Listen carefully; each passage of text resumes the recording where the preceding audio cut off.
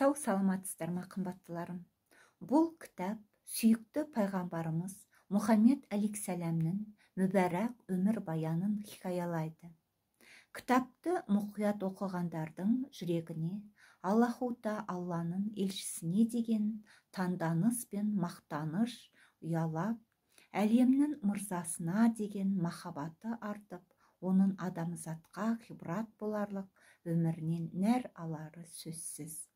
Бұл кітап үлкен кіші барша оқырманның қызыға оқитын тарихтың алтын дәуірінен сыр шертеді.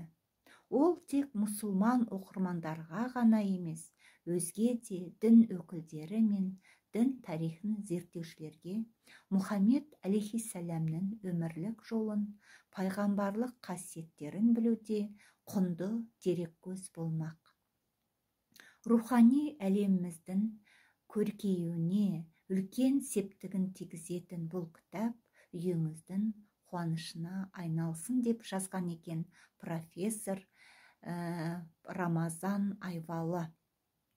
Қазақстан мұсылмандары діни басқармасы бекіткен 2012 жыл 550 беттен тұратын Мұхаммед пайғамбарымызға арналған осындай кітап жөнінде сіздермен де бөлісіп кеткім келді. Негізі ауылда тұратын көптеген оқырмандарым бұл кітапты таба алмай, тыңдамай қалмас екен деген ойыммен осы кітапта жазылған барлық сырлары мен өмір баяны мен пайғамбарымыздың бөліскенді жөн көрдім. Сау саламатта болыңыздар.